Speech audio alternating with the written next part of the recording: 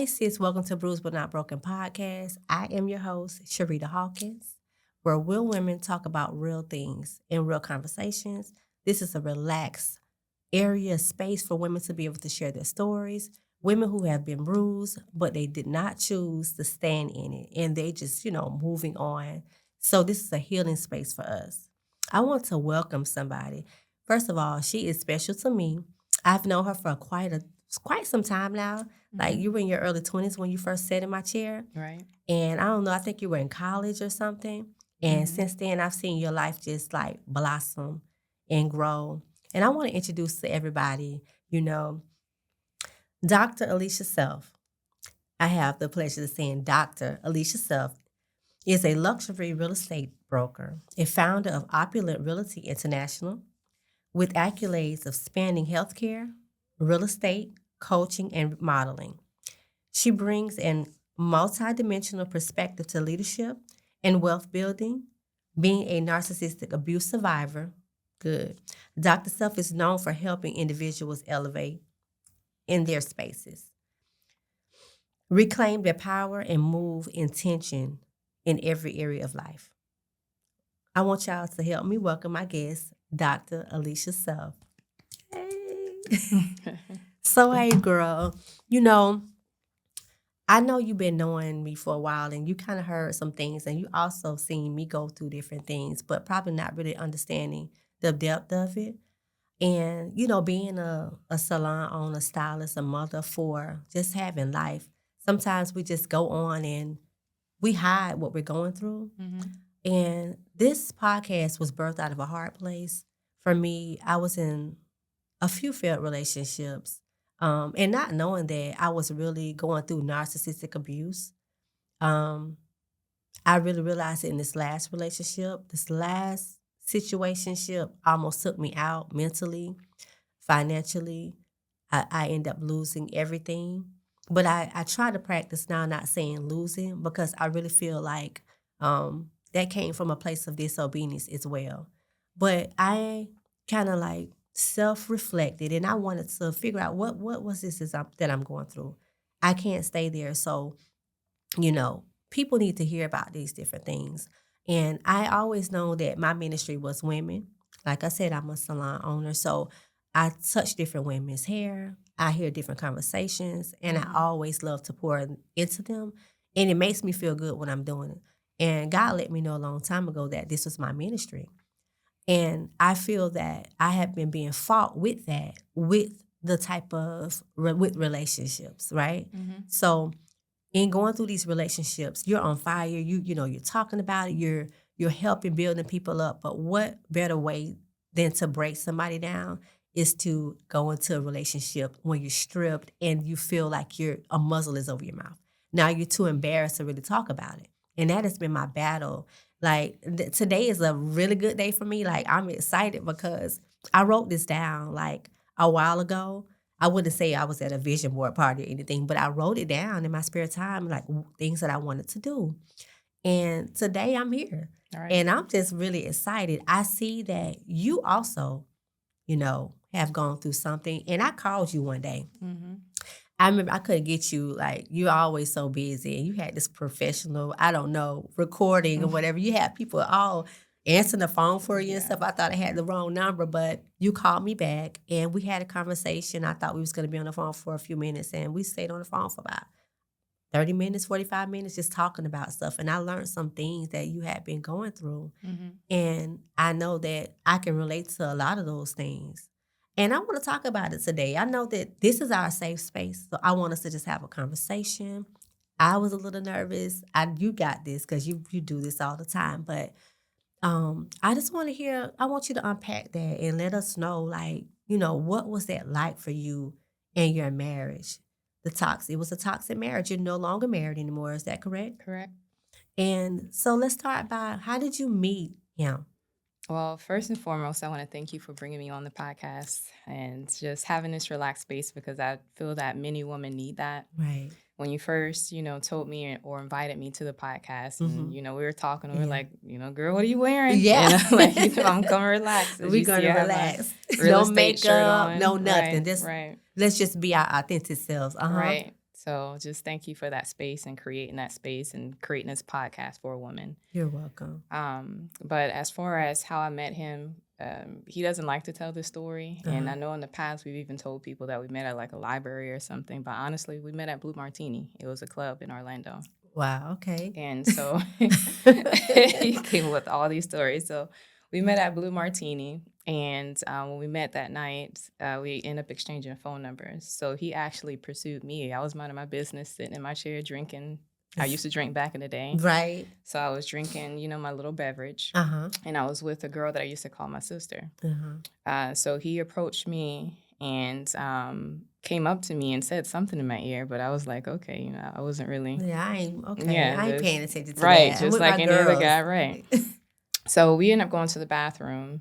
And we was in there for a while because you know how the bathroom lines are. Yes. So by the time we got back out, he was sitting in my chair when we came back. And I was looking like, okay, hey, what's up? You sitting in my chair? He was like, oh, my gosh, I thought you guys were gone. It's like his heart just stopped like, oh, my gosh, you're back. A good conversation piece. Right. So then that's when he, got up and was being a gentleman. It was like, he asked my friend, hey, excuse me, can I take your friend outside and, talk to her? So it was like, you know how we go. Yeah, Girls right, out, girl, okay, I yeah. see it. So he took me outside and we talked, and that's kind of like how it started. But first red flag that I just, I didn't notice until now, he gave me the wrong name. He told me his name was Maddox. So, I like to look everybody up after. Maddox? Maddox is what he gave me. I won't say his real name, on here, but that is, the name that he gave me. So after leaving, I looked them up and I couldn't find him anywhere. Right. So when I put the phone number in, because I used to have that on my phone, like, like a caller ID type of thing. Like a skip tracing tool yeah, kind of thing? Right. Because people are crazy. You got to look them up. But right. Listen, what you say your name was again? And I texted him that. I was like, hey, you said your name was Maddox, but I'm getting on here that your name is He's like, how'd you find that out? I was like, is it Maddox? Or what, what is it? Right. So first lie. Right. And I should have ran then. Red flag number 1. Right. 2 and 3, because I heard 2 more. Well, go ahead. But that's that love bombing thing. Not to, were you going to say something? Because I was going to say like the love bombing, like that's what I'm getting, because I remember the same thing. Like, and you think, honestly, the unhealed part of you love that. It's like, oh, they're so sweet. They're this and that, because you're not used to, we're not used to that. Like, this guy was opening doors for me. Like, I couldn't even walk through a door. He was opening doors, even my car doors, just acting like he was just so attentive to everything that I was saying, and acting like they love the children. It was all an act, though. It was all an act. I mean, I wouldn't say that everything about him was terrible, but he definitely was like in full play. Like, he should have an Oscar nominee. Like, it was an act. But yeah. But the love bombing didn't come until a little bit later. So after we start talking for a bit, conversing, me getting to know him, the real reason why I actually start going with him, he didn't have 2 nickels to rub together, honestly. I saw the plans on his walls, and he'll tell the same story, so people know that story. So it's not like, I'm just trying to put him out there making it up. He told people this while we were, married. Right. But he had plans on his wall, and I was like, okay, well, women love men with, plans, know where they're going. So I'm like, okay, even though he doesn't have anything, financially at least, he has plans on where he wants to be. Right. And I've always told myself I wanted to be with a person where I can build with them, not meet them at the top. Right. And that was always what I really wanted, in a guy. Because I'm like, if you guys struggle, together, then you really appreciate it more. Right. But I'm learning that's not always the case. That's not always the case. And let me tell you, you said something, a lot of these men have been doing this for a long time. And I feel that they pretty much study us. And one thing that I just want to say to women, like, I feel that stop talking so much. Like, we don't need to talk, so much about what we want and how we want it, because then they're not showing up as their authentic self. They're going to mimic what you say. They want to mimic everything that you say. Bombing. And that's just, it's part of the love bombing. That's exactly, they mirror everything that you say, you do. And you said something off the set, right? Mm-hmm. We're going to kind of get further. I don't want to go too far into it, but it was something like, what did you say about them taking your life? What was that? The swap? In the end, they would end up taking your life. So however you came into that relationship with them, by the time you leave that relationship, you'll end up, if not almost the same, very close to how their life was. That's so true. And I'm happy that you put a name to that. But we're going to get into that a little bit later.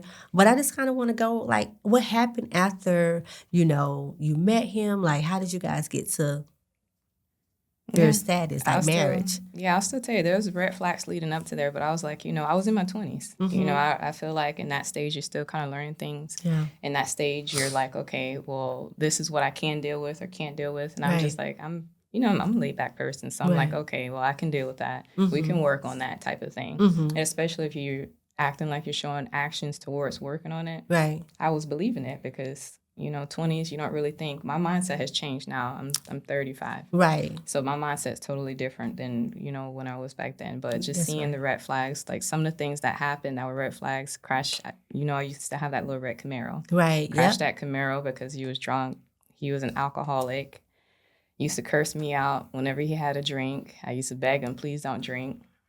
I ended up still getting pregnant. And I remember, just being in bars, with him. Right. And he would be like, oh, why you staring at that guy? And I could be looking right at you. And the guy's like way to my right. Right. And he's like, oh, you staring at that guy. I'm like, I didn't even look there. So I started, that was him training me just to look straight ahead and not look at anybody else. Right. To the point, Sharita, where I wasn't even shaking anyone's hands. I was kind of like going like that and just bowing because I didn't want to touch any man because he would accuse me, for one, of sleeping with different men. Right. Even the day of the wedding, which I'll lead up to that, he accused me of sleeping with my friend's husband at the wedding. And I'm pregnant. I was 6 to 7 months pregnant at that time. So that's just some of the things that I went through there. But to answer your question, leading up to there were red flags, and I still overlook them. So a lot of times we are the victims, but we still have things that we have to work on as individuals and as women, because there's things, those signs are meant to, tell you, hey, this is time for you to get away. But instead, as women, we look at guys' potential and we still move forward with what we see and say, okay, well, I can deal with this or I can fix this. Right. It's not our job to fix any man. It's not our job to fix any of that. If they come with that and they show those signs, believe them for who they are. Because if we were to meet a woman off the street and that woman did, that to us, not like, relationship, but just a friend. Right. We'd be like, girl, I got to cut you off. So we got to do the same thing, with our men. It's just when you start becoming, sexual with a guy, your feelings become involved because as women, we're more feeling related and the men are usually more logic. So because our feelings are involved, now you start really overlooking all the flags and you're like, it's not that bad. Yeah. I could deal with that. Okay, well, he was good. He apologized. He bought me this after. Yeah. No, get away. Yeah, that is so, I'm so happy that you said that, because with the logic and the emotional part, because that is why now I know that let's don't get, even on the phone, long conversations on the phone, that's a no. That's emotional bondage, because it's like once they get that anchor in you and they get that, it's done. And so we have to protect ourselves like so much with that. I remember, just like you said, when it comes down to a female in the streets, family, we'll cut them off like a bad habit. But we always relax our standard and relax our boundaries when it comes down to that, because why? We let the flesh get the best of us. And, those, they have you doing some stuff and you just forget about everything. Right. And I'm just so happy to be out of that. I heard you when you were saying that, he would try to train you to do, look straight ahead or just pretty much. But I remember seeing you several times on social media and in person, and you were a lot different than what the normal Alicia that I knew. You seemed to be very timid, very mousy. You always was laid back, but you always had this like self-confidence, like you just have this strength about you, like you silent, but you really got a lot of strength. And I know a broken person or a person that's going through some trauma, when I see it. And you couldn't hide that from me. And I remember like a lot of times like laying on the table when you're doing servicing me, because yes, I service you for your hair, but you also service me for lashes, because she's really good at lashes. And I kind of tried to kind of get on those subjects, but really didn't know how to. And you remember our conversations, like, and I don't think that you were really ready to talk about it then. And I respected it because I didn't want to, make you feel unsafe where you couldn't say anything to me in the future. But I noticed those things. I noticed that you wasn't operating to yourself. And that bothered me. It bothered me a lot. And I'm like, Lord, she has so much going for herself. And I know that a lot of us, when I say us, a lot of women that have ministry or we have work to do, or we're in like empowerment or good jobs, careers, there are a lot of men that are unhealed. And they target women like us. And they come in and they act like they like you so much and you're the best thing since sliced bread. And they strip you down like little at a time. And that is what happened to me. Like, I was in ministry. I had given my life to Christ, and I was in the church, and I was just doing a lot of good things. My business was good. By the end of that relationship, I didn't have a salon anymore. I didn't have my vehicles. I didn't have a place to live. I was living on my mother's, on her floor for a year before I graduated to the next room, the other room, to a bed. Like, me and my kids, we shared my mom's, one of her rooms. And I was just so thankful to have somewhere to go. And I'm like, how could I go from, being an entrepreneur, creativity, sharp, just doing different things and loving to do it, to being drained. Literally, that relationship took so much from me. Yeah, and I'm sure you know how that feels. It's just like I was just existing. I wasn't living. My social media was not like on fire like it was in the past. I stopped posting. I stopped showing up for me. I stopped showing up for my children. I didn't have the mental capacity to do anything. And I'm sure you went through a lot of that. And you don't look like what you've been through. We lose a couple of pounds, and because we was joking about it. Because myself too, I'm already like $105 soaking wet.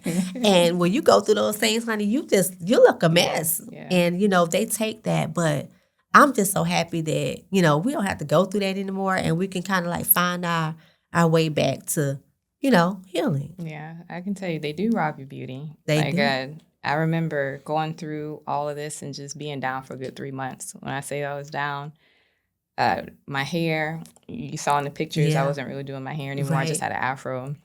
I was trying to rock the whole natural style. It wasn't working for you, sis. Yeah, it wasn't working for me. It wasn't working for you. But he always was like, oh, no, you're so beautiful, natural. But we'll be looking at the girl who did do their hair. Right. Or did do their makeup. Right.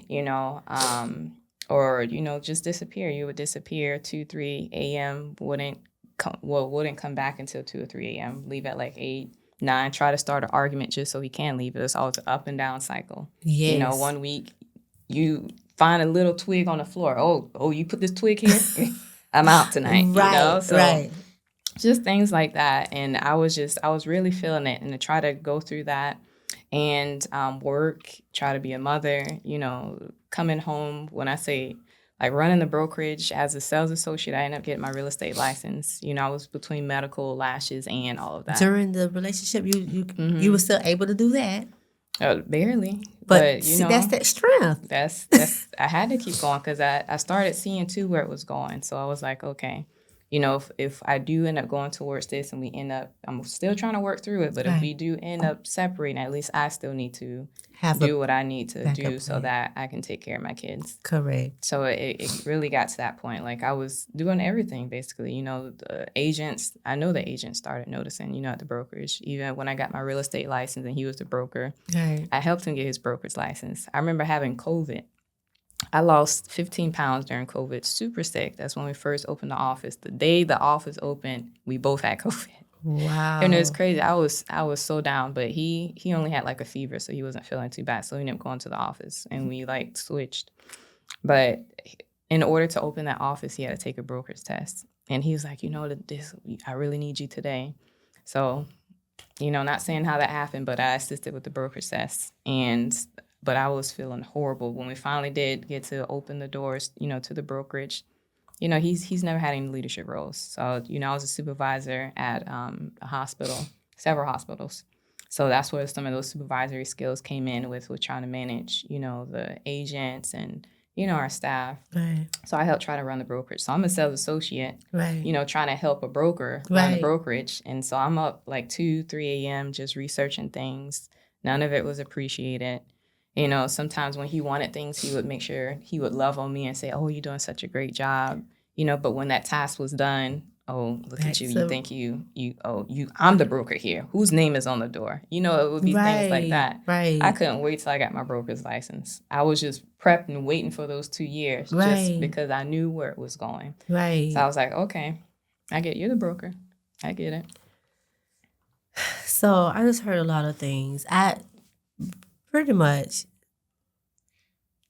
the vision, a lot of manipulators, when they know that you're a person, that you're a giver, and you give, they pretty much say things in front of you because they know that you're going to follow them out when you have a heart for them.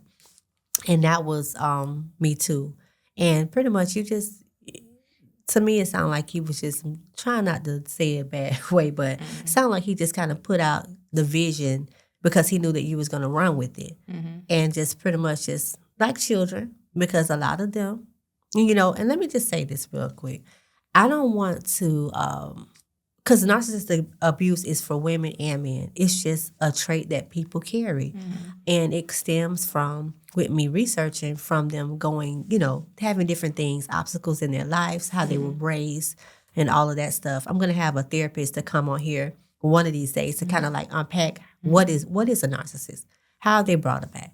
But I don't want to create a picture that we're male bashing, because that's not what this is. This is your story of how a resilience, like, how you came out. You didn't stay there. You came out, and your story is going to impact so many different lives. And, I just want to bring that out. So when I say certain things, people might think, no, it's not a male bashing. We're actually praying for them. Like, we want to get to a place to where we can pray for them and really forgive them so that we can move on, because they still have like a hold up part of us when we walk in unhealedness. So, but just to get back on the topic, they are manipulators, and sometimes, they want stuff done and they will just treat you like gold when they want it done. They want to be intimate, they want to be lovey-dovey, and after that, you feel like you've been raped. I don't know if I was supposed to say that word, but you feel like you've been assaulted, and it's a horrible feeling, when you giving and somebody, when you know that they really don't love you the way you love them. Right.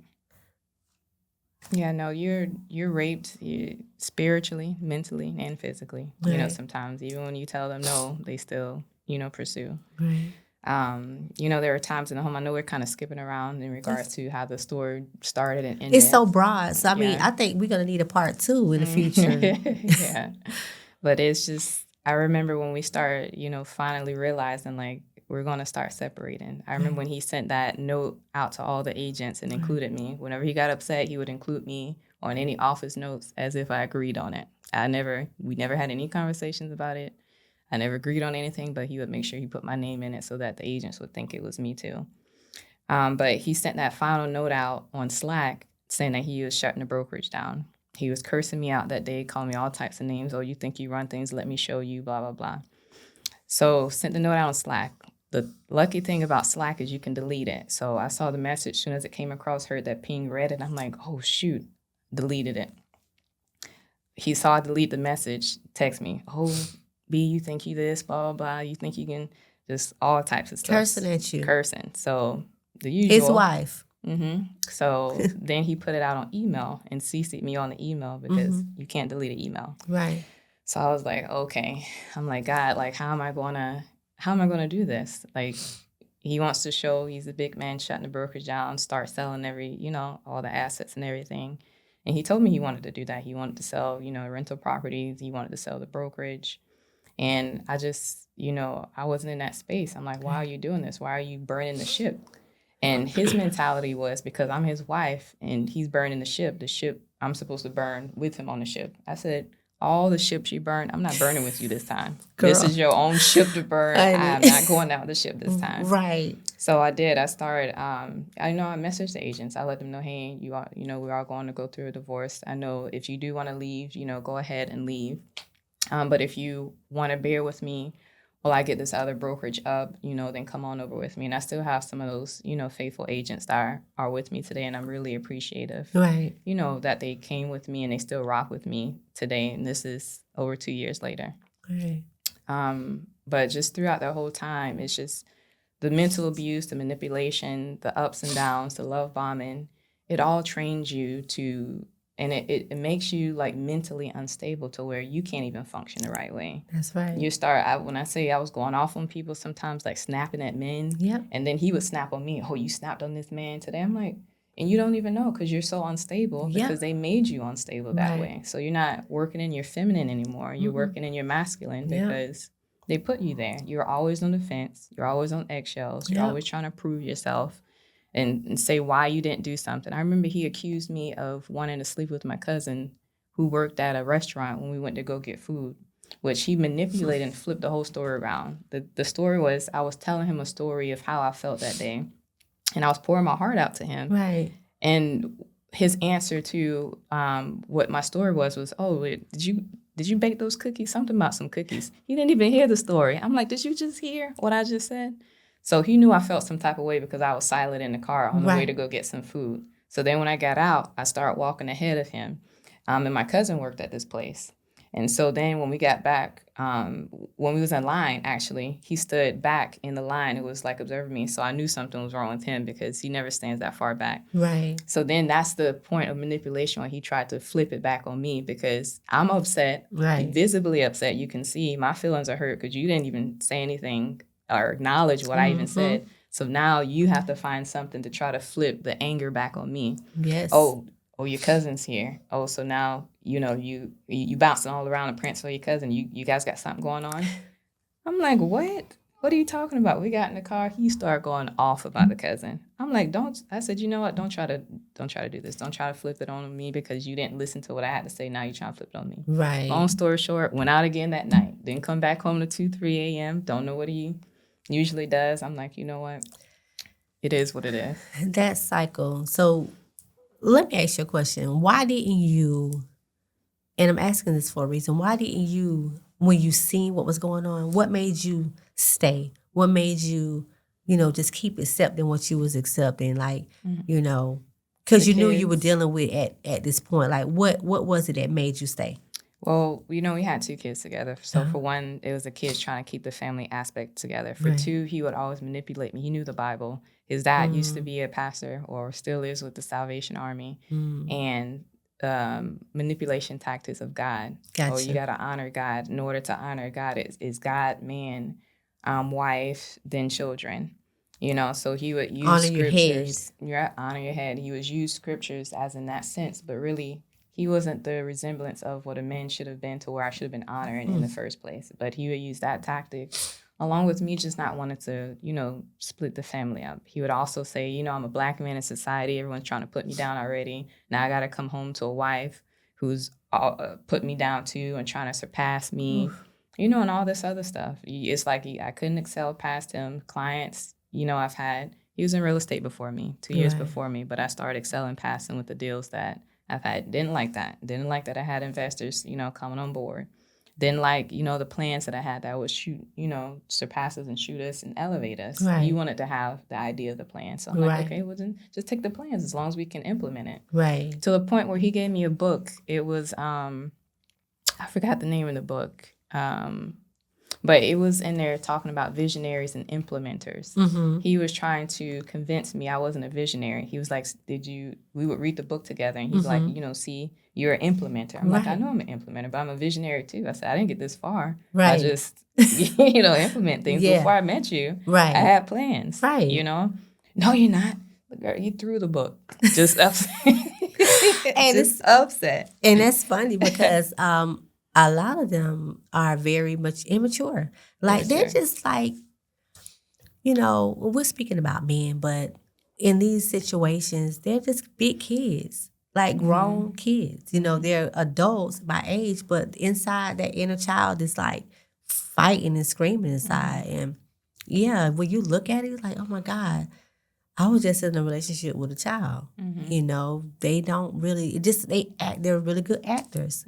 They're really good actors. And I realized that once I realized that, I was like, oh my God, what have I done? What have I allowed? Because we have to allow it. And so And the family. And you mentioned with your children, we think that kids don't see nothing, but kids see everything and they can feel it as well. How was that with your children? Did you see any patterns? Because my children used to wet the bed sometimes. Or sometimes they would, like my daughter would break out into like sores, but I was thinking that the sores, she used to pick in them, but it was coming from stress. And I didn't realize that's what was going on. And she was wetting the bed because she was too afraid to go to the restroom. She was dealing with stress and anxiety earlier on. And I didn't know. I was just my head was in a cloud somewhere. Like I didn't know. I was so, like you said, I think it's spiritual. I think it's spiritual. First of all, the soul ties are real. And when you're dealing with somebody in that type of capacity, it can do something to you. So you have to be careful about who you connect yourself to, because you take on everything that they're taking on. And so, how was that with your children? Like, were they afraid of him? Did they respect him? I want to connect because you said something about soul ties. So I'm going to talk about the kids, and then I'm going to connect with the soul ties. Okay. So, having the two children that were by him, because I have a different father. The two that I did not have by him, he had two boys. I had two girls before meeting him, and we had two together. Right. So 6 total. Always respected his boys. They could come to me for anything if they wanted. I always told them that. My girls, though, and he actually lived with, all of us.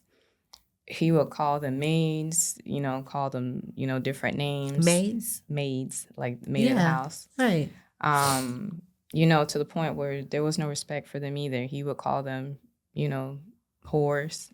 The children. And my oldest daughter, she doesn't live with me today because of the whole incident. She didn't like him. He basically gave me an ultimatum. It's either me or her, type of thing. And I never wanted her to go, but she's staying with her grandma, up north. But it came down to the point where I was so pressured. And the only reason why I sent her up there is because she was getting in trouble in school. And she was getting in trouble in school. Why? Because the home environment. Right. She was acting out. And I didn't see all of that then. I didn't know that when I went to work, he would lock them in the room and, tell them different things while I was gone. They didn't tell me that until after, all of this. So my daughter that, 3 that are with me now, they heard some of that. They saw him yelling. They heard him, saying different things. It came to a point where towards the end of the relationship, a 13-year-old, he was going in at her, and then you could tell she was getting upset, crying. I'm like, don't show emotion. And I used to say it in front of her. I said, things will change soon. I said, don't worry, don't show any emotion. You're not that. You're not the housemaid. Right. Just let mom work on it. And I used to tell her that. But bringing back to the soul ties, and I just want to say there's a day, too, where I realized and I woke up when all this really starts shifting and changing. These narcs are true demons. The first time I really saw that piece come out, I remember my birthday. They always try to ruin holidays, birthdays, anything. Talk about it. Top of the line, I would do things for his birthday. People will even know. You saw on social media, agents would know. My birthday, bare minimum. There was a day of my birthday. He woke me up. I was looking a hot mess just because everything just up and down. He was just putting me through so much. Yes. He snatched the covers off of me and was like, B, you didn't pay the bills? I'm like, no, I did pay the bills. I'm shook now because he woke me out of a dead sleep. And I was like, no, I did pay the bills. I'm sure. He's like, no, you didn't. What are you trying to do? You now we're gonna be homeless. You know, if you miss a day or two, right? Get out of here. Homeless. We always pay the bills on time. Right. I will always pay the bill.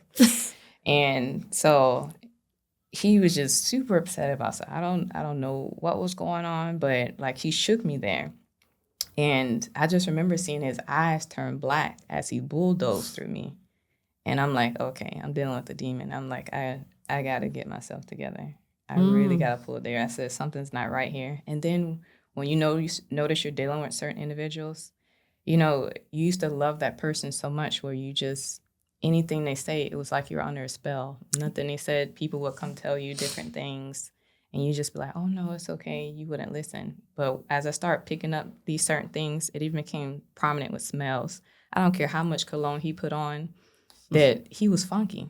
I would have to open the windows and doors in the house sometime, and he was wondering why I would open it up. I'd be like, oh, no, I'm just airing the house out.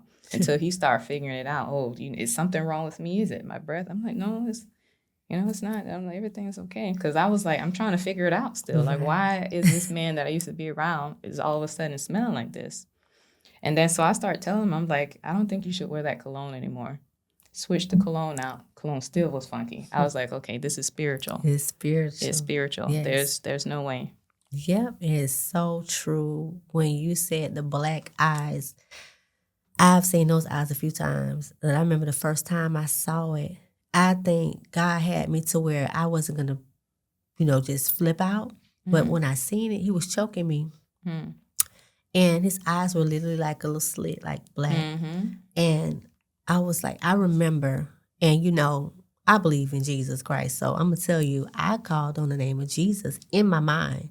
Mm-hmm. I remember just holding on to that name because I was like, you think you're going to die when you're getting choked. And I was like, Lord, like, save me, help me, God. Because I couldn't verbally say it. And I was, just, was choking me so bad. And the Lord sent his angels, honey, because this man stopped in the middle of choking me, and he was huffing and puffing like the Lord stopped him because I could have been dead, and I knew what I was dealing with. And when it's that unseen force, you can feel it, and that smell that you were smelling, definitely spiritual. God uses us in different. So everybody can't see these things, and everybody cannot feel these things. Some people just oblivious to it, but spiritual warfare is real. And I believe, this is my belief, that is an attack from the enemy when he uses these different people, whether it be a man or woman in our lives to come for us. You know what I mean? And so that is scary. And I can just, when you say that, it's almost like I can see the anxiety when you're talking about it, because you're in the bed and getting covers snatched off of you, and this is your birthday? You're right. I mean, the holiday, you just bringing back so much memories talking about it, because I remember I didn't get gifts for birthdays. If I did, it was with my money that I gave him. They'll borrow your money and then give it to you. It's like, it's my money.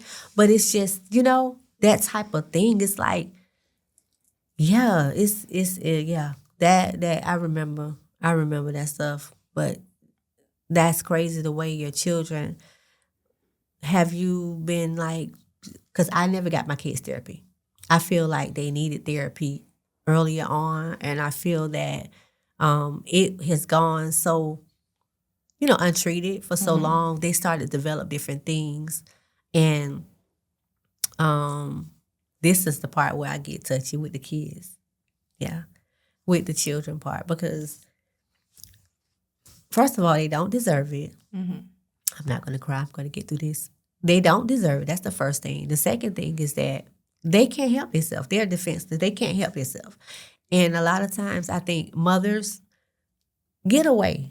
If you're in a situation and you've been abused any kind of way, you put your kids in a tough situation because they want to defend you, but they can't. That's when you see and hear stories about kids shooting the abuser. You know, you just put that child into a very tough situation to where they're trying to help their parent. And I did that so many times, even with my son.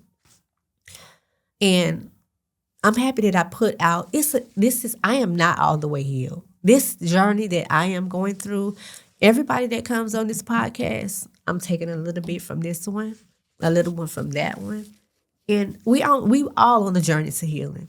And so this is one of the reasons why I really didn't want to go through with it, because I know I'm unhealed still in a lot of different, aspects of this journey. But I am determined to get through this. And at the end, we're going to be whole at the end. But you said some really good stuff, and it just brought back so many memories. Like, they don't deserve it. And we have to monitor them after that, because even though you pull them out of that situation, they still have things and it's almost like us. We don't realize that we're not over something until something happens. It could be a smell. It could be a color. It could be something that trigger. And I feel that maybe that, I don't know if that's what you're doing, but therapy could be something good, because I think I'm learning that therapy is not just for people that are broken, that are crazy. It is also like maintenance, maintaining cars. I heard this therapist say, and she said, people that are perfectly fine just come to therapy just to keep themselves maintained. They have busy schedules and all this stuff. So not to get too far into it, but I just wanted to say that. But the children part, I have a nonprofit organization, Total Perfection Outreach, INC, with victims of domestic violence, and the children has been affected by it. My kids was not verbally beaten, but they were abused because they watched the abuse, and I did not protect them.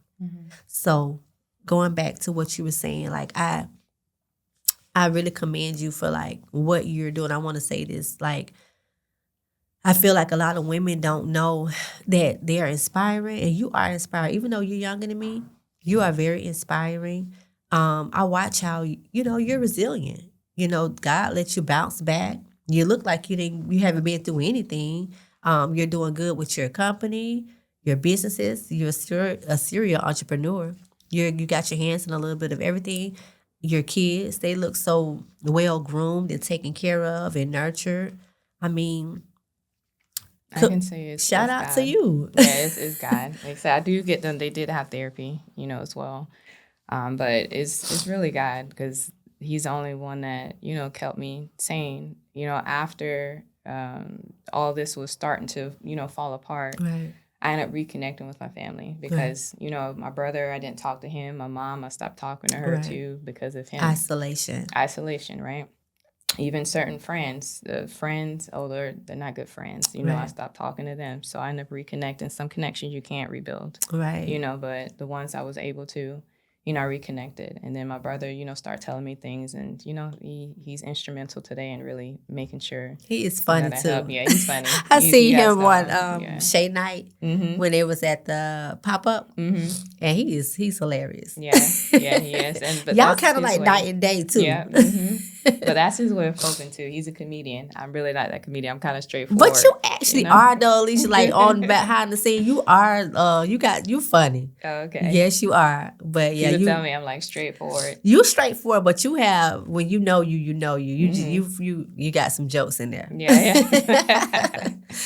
But they kept me balanced, because other than that, like, it's just a cycle of the craziness. Like, you do lose your way. You use your balance, but I realized I gotta do it for my kids. If I just stayed laying here in bed, like I said, I was down for a good 3 months. If I just stayed laying here, I lost over 20 pounds. I'm like, my kids, they were asking you, Mommy, I'm hungry. What can I eat? I said, girl, anything in the fridge. Girl, like, go find it. Put it in the microwave. Yeah. Come on, y'all. Anything. Leave mama need a little break. Oh, God, I remember. Yes. When I was going through, you remember when my fiance at the time, we were 6 months before our wedding, he passed. He was stabbed to death, 2015. And I went through that terrible place. And, not even to get on that, but the kids.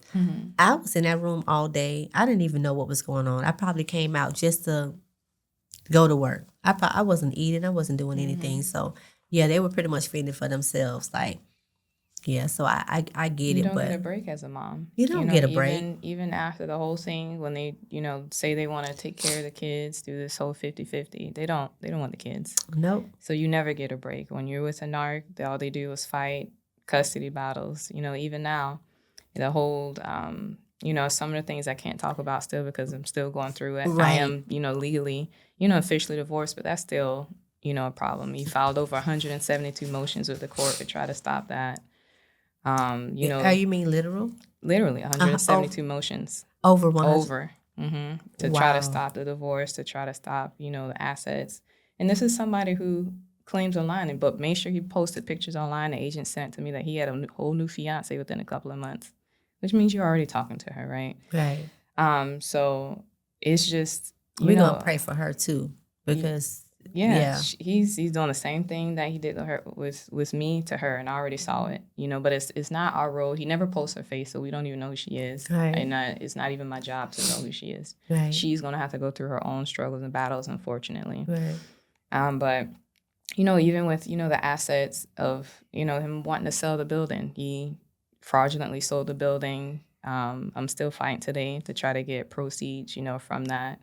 He convinced, manipulated title and everybody in regards to saying that I wasn't, a part of it when clearly I was. Right.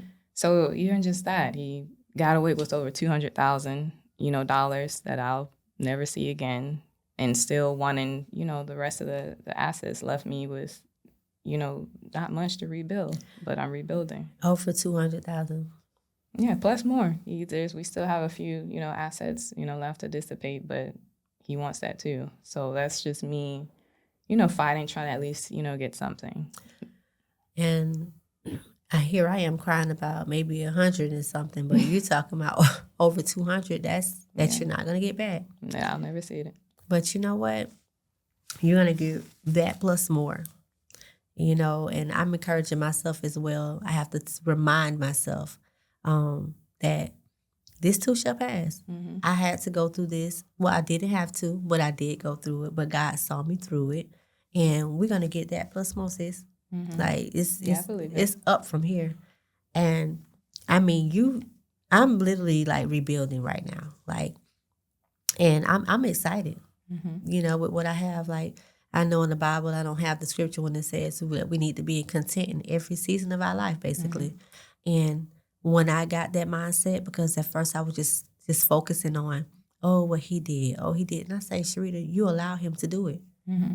You did this to yourself because you heard God said, don't go back. Mm-hmm. You heard that loud and clear. And you went back. So I had to just, leave him alone and don't go back. Mm-hmm. And because God know what I didn't know. He saw what I didn't see. And I was hard-headed. Mm-hmm. So I went through what I had to go through. So once I started, looking at it from that lens, I was okay. Mm-hmm. I mean, yes, some days I felt unhealed. Some days I felt healed.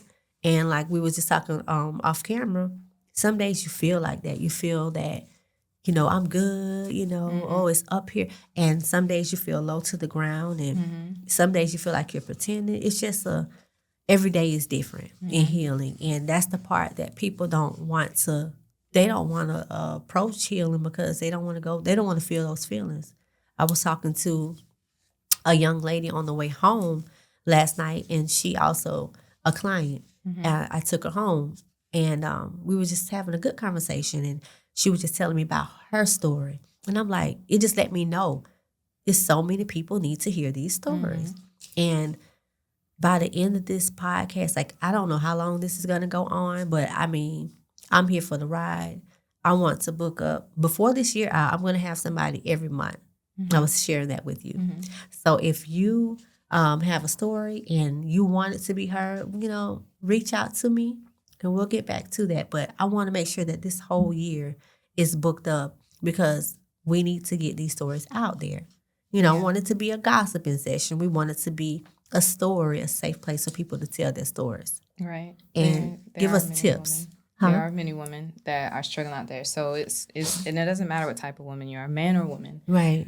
Man or woman. Yeah. And it can be professional, non-professional. Right. You have trades. It doesn't matter who you are. Right. You know, I've talked to some of the top people with over 300K followers, and, you know, they're all going through the same thing where they had to just leave and uproot, you know, and just leave everything behind just to get out the relationship. And think about doing it on that large of a scale. Like, I'm blessed for it to be on a smaller scale, but to get in those relationships with, you know, this is the thing, a corporate narcissist, they say those are and the ones that hide in the pulpit, you know, because everybody that's in the those pulpit. Stories coming out now too, yes, with the pastors' wives and everything. It's a lot. So we have unpacked so much. We touched on different topics today, a lot of our stories, but we did not give the signs, like what should they look for, you know, when it comes down to narcissistic abuse or toxic relationships. If you are in a situation and it doesn't feel comfortable, you don't have clarity, you feel off, you get isolation, you're experiencing the love bombing, you're experiencing, you know, different things that you're experiencing, and you just can't put your finger on it, you need to talk to somebody. Just try to figure out a way to, you know, a support group, something that you can, I don't know, read a book, listen to somebody. There's podcast videos out there now, information about it. Right. And I think because people don't clearly know about it. And some people do, but I feel that, you know, it's just not enough people talking about it, you know, like every day, because everybody don't watch podcasts. Everybody's not on social media, but they're in these situations and they need to know that they need to get away, put a plan together. You know, everybody's not in the position to be able to, you know, just walk away because they don't have finances. They don't have, you know, support system because these people isolate you. Right. And that's the plan. It seems like that's the plan. That's their strategy, to push everybody away so that they can have their way with you. And sometimes it's easier said than done. So if you're in the situation, I'm thinking that, you know, for me, I went through the domestic violence. But I had a support system. But just his verbiage and, you know, if you get beat up the right way, it puts fear in you. Yeah. And so you can have all the support around you, but you still have that fear. Fear can drive you to do some things that you didn't think that you can do. And fear can keep you isolated also. And I say that, you know, talk about it to somebody that you can trust. Help me out. How do you see? Yeah. So, of course, narcissistic abuse, you know, has those different levels to it. Definitely the manipulation tactic of it all, you're going to end up feeling stuck. But as women, and even if you're a man, always have your own funds. Okay. You know, the first thing that they're going to try to do is try to make sure that you are isolated and take the funds. I remember, you know, having funds in the account, but then he changed the rule to say you can't have more than $5,000 in your personal account, you know, type of thing. And that was the start of taking the funds to make sure he would be able to take them in the end. You know, so when you start seeing signs like that, you got to start putting things to the side, especially as women with a vulnerable population. Being that, you know, the role today of the man is they want to, you know, be the provider. But if you're in the hands of the wrong person, that provider aspect, and you giving everything to him, especially when they've never had it before. I told you, he never had two nickels to rub together. And all of a sudden he sees all this power and money. Narcs love power and money. Love power. And when they leave you that power and money they never had, they'll go find a person they were never able to capture with that power and money before because they never had it. So when I talk about that life swap, the same way that he came into a relationship with nothing, he tried to swap lives with me and make sure that I left and I was back down to where he was when he first came in. He was successful.